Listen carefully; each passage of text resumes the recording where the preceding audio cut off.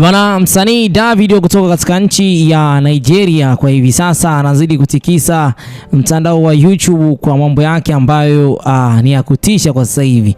Kupitia wimbo wake wa If wa kwake Davido umeweza kuvuka zaidi ya views milioni 200 watazamaji hawa katika mtandao huo wa YouTube. Hii ni hatua ya ajabu sana kwa sababu imetimia almost miaka 8 tangu wimbo huo uweze kutoka, na hata hivyo kidogo tu katika ulimwengu wa muziki wa Afrika sasa hivi Davido ni mmoja kati ya msanii ambaye anafuatiliwa sana.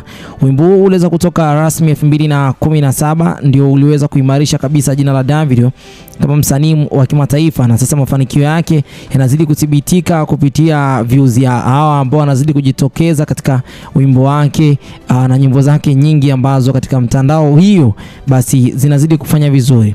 Muziki wa Afrobeat unazidi kufanya vizuri na unakuwa na ubora siku hadi siku. Bana